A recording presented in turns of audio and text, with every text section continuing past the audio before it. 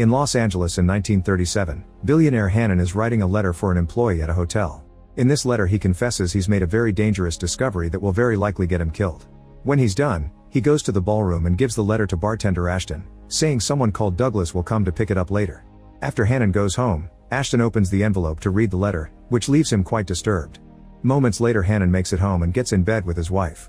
All of a sudden the room disappears and he wakes up in a lab in 1999.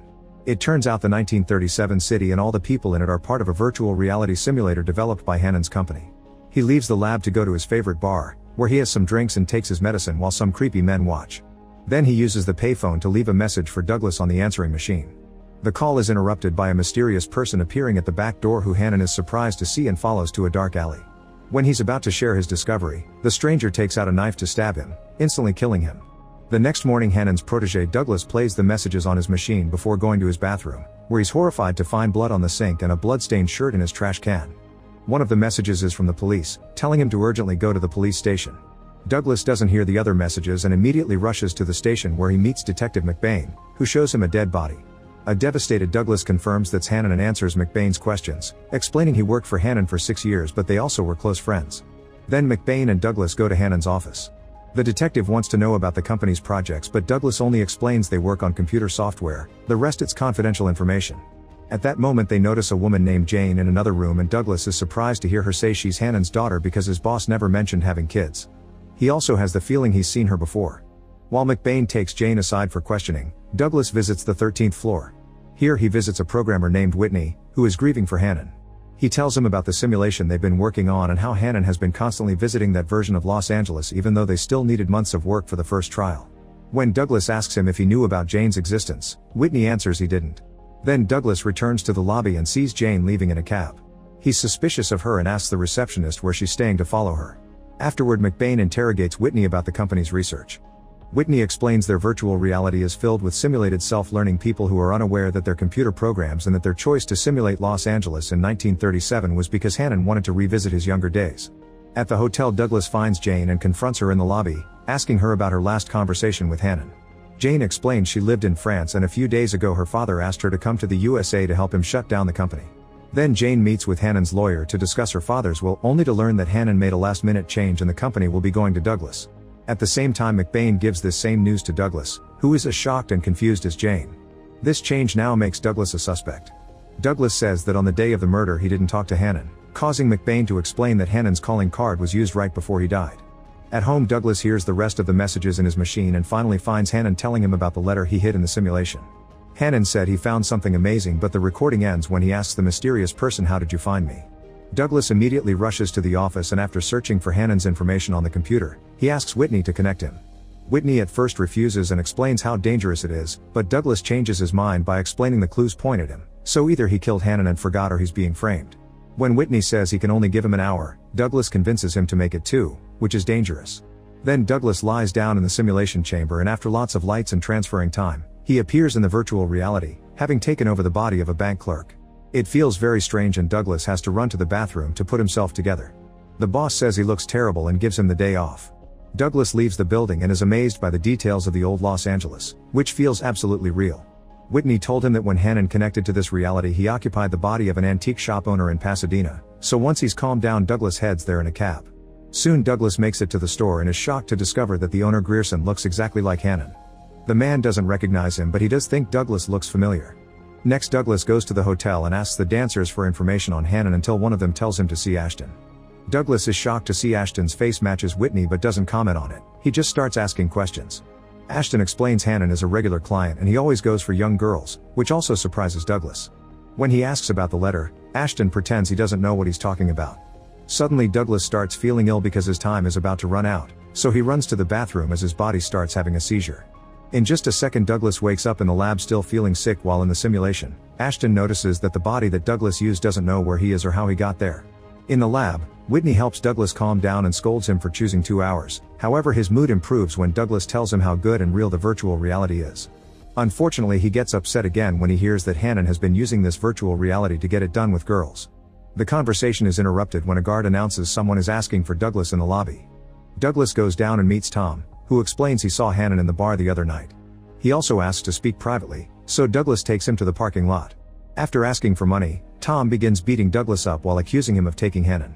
Douglas defends himself and hits back, smashing Tom's head into a car window.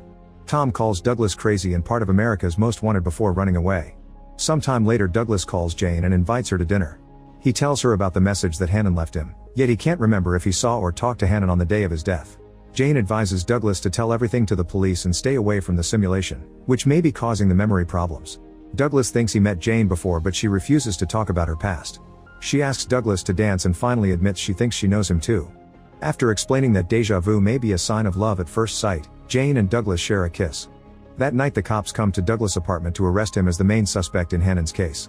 At the station McBain explains that Douglas' car has been found in the security footage of the bar where the murder happened. The detective's theory says that Douglas killed Hannon to stop him from shutting down the company. Tom has also told the police that he saw Douglas leaving the bar with Hannon, but a few hours ago the cops found Tom dead.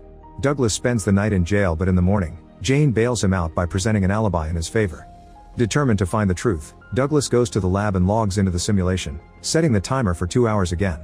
However, he fails to press a button and the time doesn't start. The computer tries to warn him but Douglas is already in the chamber. When he appears in the virtual reality, Douglas is in the middle of a dance competition. He immediately abandons his partner and returns to the antique shop, hitting the window with a rock to make Grierson come out. At first Grierson doesn't want to see him, but Douglas explains he can tell him why he sometimes loses time and wakes up with no idea of where he is. Grierson admits that after waking up, he sees flashes of another man's life and his wife has smelled the girls on his clothes. He also mentions he's found something strange under his bed. He takes out a briefcase containing a very fancy suit, saying he never bought it and doesn't remember wearing it but still fits him perfectly. Douglas realizes Hannon kept the suit here to wear it whenever he logged in. Afterward Douglas takes Grierson to the hotel, where the staff calls him Hannon. When they enter the ballroom, Grierson concentrates as hard as he can to look for any traces of Hannon's memories. Seeing the girls helps and he remembers that Hannon gave a letter to a man. When Grierson points at the bartender, Ashton notices and quickly sneaks out of the room. Douglas follows him into the locker room, where Ashton surprises him from behind with a gun. He admits he read the letter, which made him realize he's just an artificial creation. Ashton followed the instructions in Hannon's letter and drove to Tucson, going to every barricade that tried to stop him. In Tucson he was able to see the edge of the world, which made him understand this reality is fake.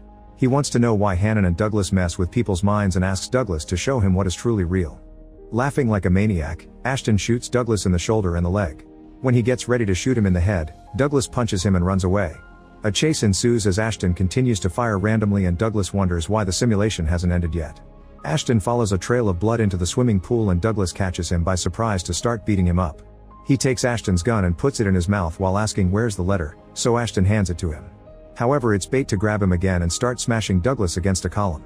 Both men fall in the water and Ashton beats Douglas up some more before trying to drown him. When Douglas is about to stop breathing, Whitney pulls him out of the simulation. Seeing that face causes Douglas to punch his friend before realizing he's home. Afterward Douglas tells Whitney that all the people in the simulation are as real as they are, with their own lives and feelings. He thinks they shouldn't be messing with their heads and that his project was a mistake. Whitney tries to convince him they just programmed it that way, but Douglas storms off. At the hotel Douglas finds McBain waiting for him to tell him Jane has disappeared.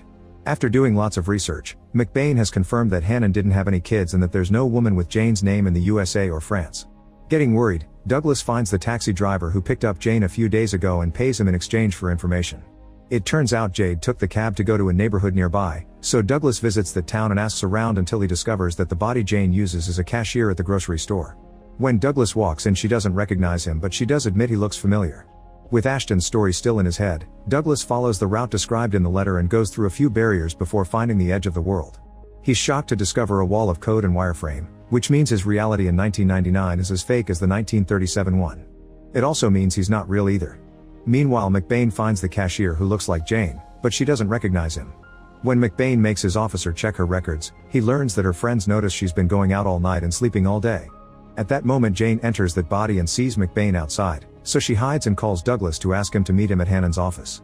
Moments later Jane is telling Douglas the whole truth. There are thousands of virtual worlds, but this one is the only one that ever created a simulation inside the simulation. Jane didn't kill Hannon, she was sent after his death to pretend to be his daughter and inherit the company. She was supposed to shut it down, but he tricked them by changing his will. Douglas' body stabbed Hannon but it happened while it was being controlled by a VR user, who happens to be her husband David. Jane explains her husband got addicted to the simulation and it corrupted him into becoming abusive. She thinks that since Douglas and Hannon saw the edge of the world, it proves they have a bit of soul in them and are real. Since the simulation started, Jane has been watching Douglas and falling in love with him. Douglas insists he isn't real and can't be loved, so Jane kisses him and they do the dirty. Meanwhile, Whitney connects himself to the virtual reality and appears in Ashton's body while he's driving. Whitney has to quickly dodge the traffic but ends up crashing against some boxes and cans anyway. While he looks at his new body in the mirror, the police surround him and ask for his license. He looks for it in the glove box and finds a gun, which he quickly hides before getting Ashton's wallet. The cop sees the license and believes the story of the car slipping in the rain, so he lets Whitney go. However, when he's about to leave, he hears a noise in the trunk. The officer makes Whitney open it and finds the bank teller's bleeding body tied up. He tries to arrest Whitney, who steps back in shock and is accidentally hit by another car. At that moment the timer ends and Whitney wakes up back in the lab, however he doesn't know how to use the automatic doors and keeps poking things. The guard notices this strange behavior on the security cameras and calls Douglas to warn him. After Douglas leaves for the lab, Jane calls McBain. Minutes later Douglas arrives at the company building and finds the guard unconscious on the ground with no gun. Then he checks on Whitney, who is laughing at the TV as if it was something new. By only exchanging a few words, Douglas realizes this is actually Ashton, who got to come back because Whitney was killed by the car. Douglas then explains to Ashton that this world is also fake, but Ashton still wants to see the place where he was born. The men get in the elevator and at that moment, Jane's husband David takes over Douglas' body. He stays quiet for now and takes Ashton to the room with all the computers that run the simulation program. While Ashton looks around, David finds the guard's gun and shoots Ashton twice to kill him. Moments later David reunites with Jane, pretending to be Douglas at first. While they kiss, David reveals his real identity and starts beating Jane up for getting dirty with another man. He throws her on the bed and starts choking her, so Jane reaches for the alarm clock and hits him in the head. She starts running as David opens fire, rushing right into the elevator. When David tries to hold the door, she pounds on his hand until he lets go. A furious David starts shooting the elevator doors but the bullets don't pierce it. When Jane makes it to the lobby, she discovers the front doors are locked. Soon David catches up to her and gets ready to shoot, but he misses and the bullet breaks the window instead. It turns out McBain came because Jane called him and shot David just in time. She planned her husband's death in Douglas' body all along to trap his consciousness in this world. Now McBain knows the truth and asks her not to send any more people from her world to this one. Moments later Douglas wakes up in David's real body and looks around the new place, reading on the newspaper that it's the year 2024. Jane wakes up as well and shows Douglas the futuristic world she lives in. She also says hello to her dad on the beach. It was his face they used to design Hannon. Make sure to subscribe and turn on notifications so you can watch more videos like this. Thanks for watching.